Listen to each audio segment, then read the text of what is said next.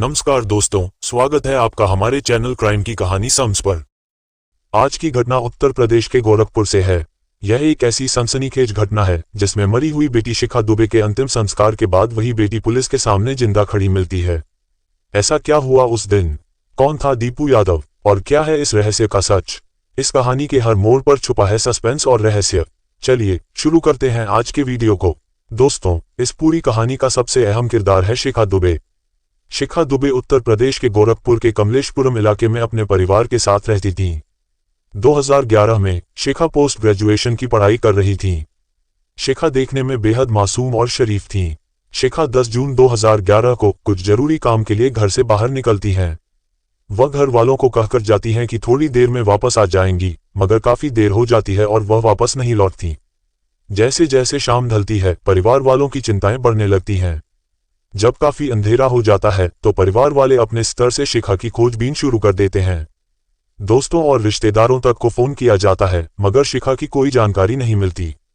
जब शिखा का कहीं भी पता नहीं चलता तो हारकर शिखा के पिता रामप्रकाश दुबे गोरखपुर के एक स्थानीय पुलिस स्टेशन में जाकर अपनी बेटी के गायब होने की शिकायत दर्ज करवाते हैं।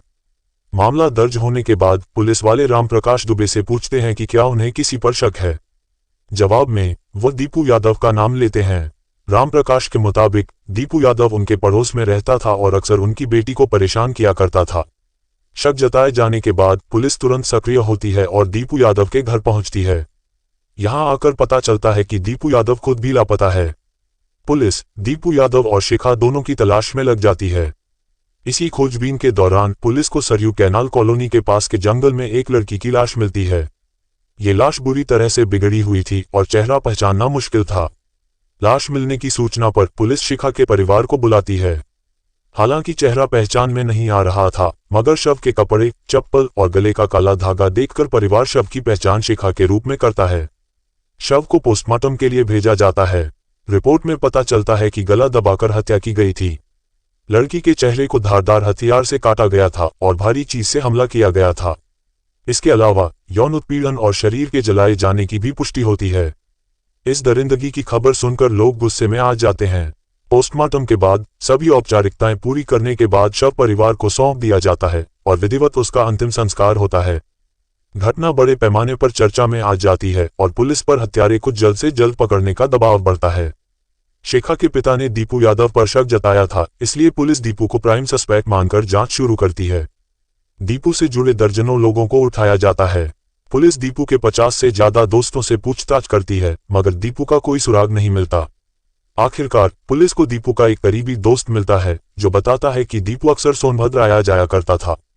पिछले कुछ दिनों में उसने सोनभद्र का जिक्र भी कई बार किया था। अब गोरखपुर पुलिस सीधे सोनभद्र का रुख करती है और दीपू यादव की तलाश में सोनभद्र शहर का कोना कोना छान मारती है। तलाश कई घंटों तक होती रहती है, मगर कहीं भी दीपू यादव का पता नहीं चलता। फिर भी पुलिस वाले हिम्मत नहीं हारते हैं और अपनी तलाश जारी रखते हैं। इसी तलाश के क्रम में वे एक ऐसे घर के पास पहुंचते हैं जो अंदर से बंद था। पुलिस वाले आकर दरवाजे पर दस्तक देते हैं। कई बार दस्तक देने के बाद एक लड़की आकर दरवाजा खोलती है। दरवाजा खोलने वाली लड़की को देखकर पुलिस वालों के पैरों तले जमीन खिसक जाती है। दरवाजा किसी और ने नहीं बल्कि शिखा दुबे नाम की लड़की ने खोला था। वही शिखा जिसका अंतिम संस्कार परिवार वालों ने बस अभी अभी किया था। शिखा दुबे के कातिल को पुलिस तलाश कर रही थी और वही शिखा दुबे अब पुलिस के सामने खड़ी थी। आपके मन में एक सवाल आ रहा होगा कि आखिर पुलिस वालों ने शिखा दुबे को कैसे पहचाना? तो आपकी जानकारी के लिए बता दें कि जब शिखा दुबे के पिता ने बेटी की मिसिंग रिपोर्ट दर्ज करवाई थी तो उन्होंने शिखा दुबे की कुछ तस्वीरें भी पुलिस वालों को दी थीं। शिखा दुबे को जिंदा देखकर हैरान होते हुए पुलिस वाले मामला समझने की कोशिश करते हैं और तुरंत घर के अंदर दाखिल होते हैं। घर के अंदर का नजारा और भी हैरान करने वाला था। कमरे में पुलिस वालों को कोई और नहीं बल्कि इस केस का प्राइम सस्पेक्ट दीपू यादव दिखता है। मतलब जिस लड़की शिखा दुबे की हत्या हुई थी और जिस लड़के दीपू यादव पर हत्या का इल्जाम लगा था, वे दोनों एक ही घर में सोनभद्र में साथ रह रहे थे। यहाँ एक और बड़ा सवाल यह था कि जिस शिखा दुबे का कत्ल हुआ था वह तो पुलिस को जिंदा मिल गई थी, तो अभी अभी परिवार वालों ने जिस लड़की को अपनी बेटी मानकर अंतिम संस्कार किया था वह कौन थी? उसकी हत्या किसने की थी? अब पुलिस इन सभी सवालों का जवाब तलाशने में लग जाती है। इन सभी सवालों का सटीक जवाब कोई दे सकता था तो वह शिखा दुबे ही थी। इसलिए पुलिस वाले इन दोनों को सोनभद्र से गिरफ्तार करते हुए गोरखपुर लेकर आते हैं और यहाँ इन लोगों से पूछताछ का सिलसिला शुरू होता है। अब इस पूछताछ में हिला देने वाला खुलासा होता है कि दीपू यादव भी इसके कॉलेज में पढ़ाई करता था और उसके घर के आसपास ही रहता था। कॉलेज में इन दोनों की मुलाकात होती है और देखते ही देखते शिखा दुबे तथा दीपू यादव एक दूसरे को पसंद करने लगते हैं। दोनों एक दूसरे के साथ जीने मरने की कसम खाने लगते हैं। दुनिया की नजरों से बचकर दोनों एक दूसरे से मिलने भी लगते हैं। मगर इस प्यार की खबर आखिरकार शिखा दुबे के परिवार वालों को लग जाती है और वे शिखा दुबे पर कई तरह की पाबंदियां लगा देते हैं। इस कारण दीपू यादव और शिखा दुबे का मिलना जुलना बंद हो जाता है। कुछ दिनों तक तो सब कुछ सामान्य रहता है, मगर मौका मिलते ही फिर से शिखा और दीपू मिलने जुलने लगते हैं और मौका मिलते ही गोरखपुर के ही एक मंदिर में जाकर 18 अप्रैल 2011 को चुपचाप शादी कर लेते हैं। शादी करने के बाद दोनों इस बात की भनक किसी को नहीं लगने देते हैं और अपने अपने घर पर रहने लगते हैं। अब दीपू यादव शिखा को अपने साथ रखने का प्लान बनाने लगता है। इन दोनों को अच्छे से पता था कि अगर परिवार वालों को बता भी दिया कि हमने शादी कर ली है तब भी परिवार वाले नहीं मानेंगे। इसलिए अब दोनों दूसरे विकल्प की तलाश में लग जाते हैं ताकि साथ रह सकें। दीपू यादव अपनी इस परेशानी का जिक्र अपने दोस्त सुग्रीव से करता है। सुग्रीव का ट्रांसपोर्ट का बिजनेस था और वह ट्रक भी चलाया करता था। दीपू यादव की सारी बातें सुनने के बाद सुग्रीव इन दोनों को बताता है कि मैं एक ऐसी लड़की को जानता हूं जो देखने में काफी हद तक शिखा दुबे की तरह लगती है। उसकी कदकाठी और लंबाई भी पूरी तरह शिखा दुबे जैसी है। अगर हम उसकी हत्या कर दें और हत्या करने के बाद उसे शिखा दुबे के कपड़े पहना देंगे और उसका चेहरा बिगाड़ देंगे तो लोग शिखा दुबे को मरा हुआ समझ लेंगे। फिर तुम दोनों किसी दूसरे शहर में जाकर बड़े आराम से रह सकते हो। दीपू यादव और शिखा दुबे को सुग्रीव का यह आइडिया काफी पसंद आता है और दोनों इस प्लानिंग को हकीकत में बदलने के मिशन पर लग जाते हैं। प्लान के बाद अब सुग्रीव शिखा दुबे की तरह दिखने वाली पूजा कुमारी नाम की लड़की से संपर्क करता है और उससे कहता है कि तुम्हारे लिए एक नौकरी है मेरे पास। अगर तुम चाहो तो मुझे आकर मिल सकती हो। पहले महीने का पगार भी तुम्हें एडवांस में दिया जाएगा। पूजा कुमारी की उम्र भी यही कोई 25 से 26 साल की थी। उसकी एक 3 साल की बेटी भी थी। क्योंकि पूजा कुमारी की आर्थिक स्थिति अच्छी नहीं थी और वह काम की तलाश में भी थी, इसलिए जब सामने से ऑफर आता है तो पूजा कुमारी मना नहीं कर पाती और वह काम की तलाश में सुग्रीव से मिलने के लिए तैयार हो जाती है। सुग्रीव तुरंत इस बात की जानकारी दीपू और शिखा को देता है और तय किया जाता है कि 10 जून को इस प्लानिंग को हकीकत में बदला जाएगा। प्लान के तहत सुग्रीव अपना ट्रक लेकर सोनभद्र से गोरखपुर के लिए निकल जाता है ताकि वह पूजा को अपने साथ ला सके।